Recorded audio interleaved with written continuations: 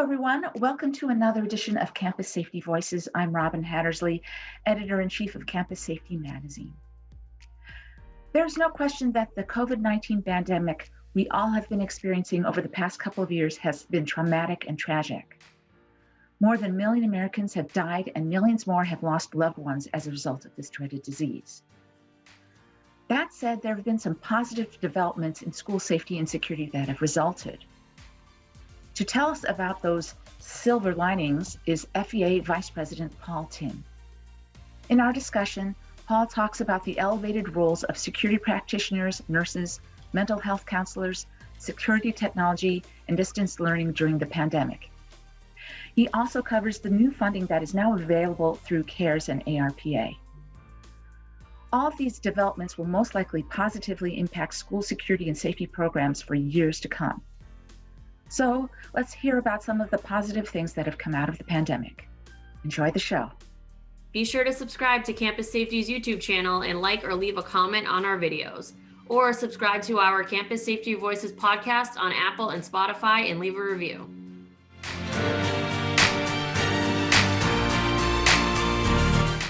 So the big question I have for you is, I know that the pandemic was traumatic for everybody and it caused a lot of problems, but for every tragedy that it had caused, perhaps there were some silver linings from this dark cloud that we've been experiencing for the past couple of years. So what are those silver linings?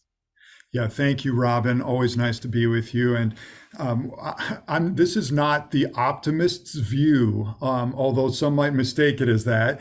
And I am an optimist, but there are genuine silver linings that have come out of the pandemic. And let's talk about a few of those. First of all, in this industry, physical security and those who participate in it have often been relegated to a necessary evil. In fact, I'll be on the airplane and I'll talk with somebody who will say, what do you do? And I say, well, we help schools be safer. And what does that mean? And inevitably, it gets to a place where they say, yeah, it's a shame that we need people like you. And I say, well, now let's think about that. We all want to provide a safe learning environment, so there's no shame here.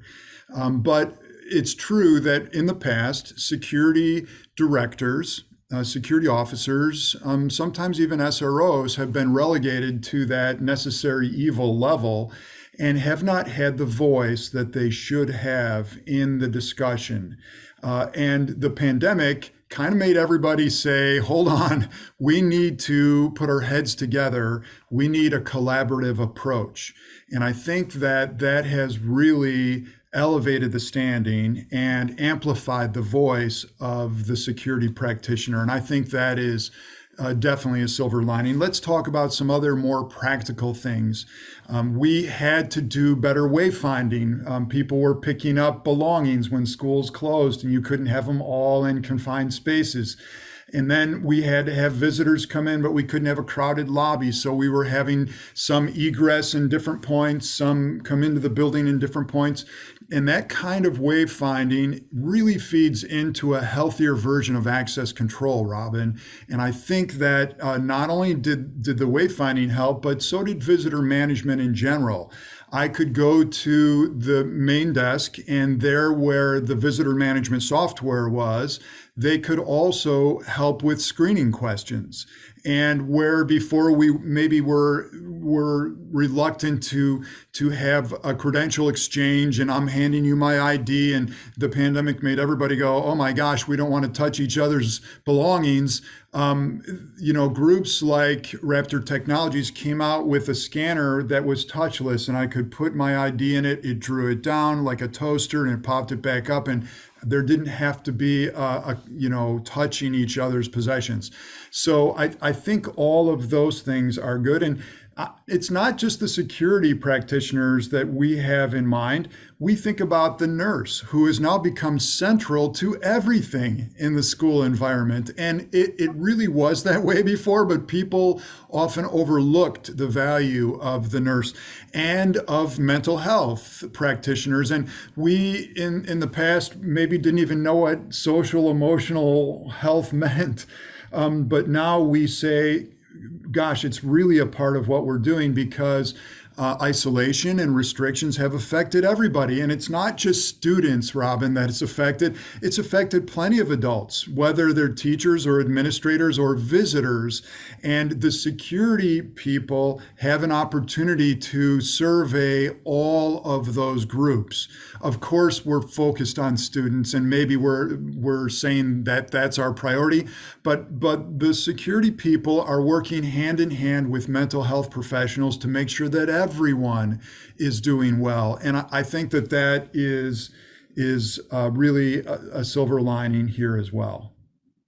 Well, another thing I've noticed too is a lot of times when there's a lockdown or maybe there's an active shooter on campus, schools are reverting to distance learning, and they learned that skill during the pandemic, right? Yes, and thank you for bringing that up. And I remember talking with the superintendent right after the pandemic started, and she said, I've been trying to get my board to okay distance learning funds for years, and they've said, we'll never need that. And of course, then everybody not only needed it, but had to move in that direction. And so I really like the fact that we can, as the next variant comes out, or as somebody says that maybe our community has something unsafe happening, or maybe just for severe weather, where before we were used to saying we have no more snow days, we have to have the kids come in, we can much more easily move to distance learning. And maybe even for individuals, where before we couldn't cater to individuals who had special needs or special circumstances, we can certainly do that now. And so that one is, and as long as we're talking about technology, I wanted to mention one more thing about that. What became much better is the value of features. So for example, during the pandemic, maybe we had a custodian who was cleaning and then tested positive and needed to let the school know, I was in the building just yesterday.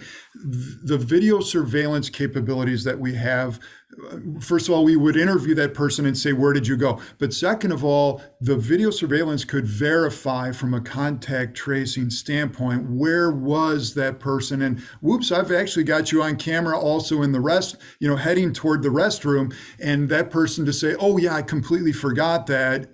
Now we have technology and features that we have not only optimized, but we're utilizing in ways that we didn't envision before. And I think that's definitely a silver lining.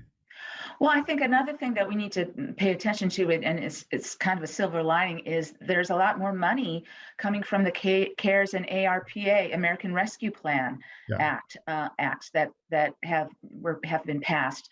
And so, I know they need to be more for student safety than security, but so much safety and security is tied in with each other, correct? That's absolutely true. And I know I'm even working with schools as recently as within the last few months who have unused ESSER funds.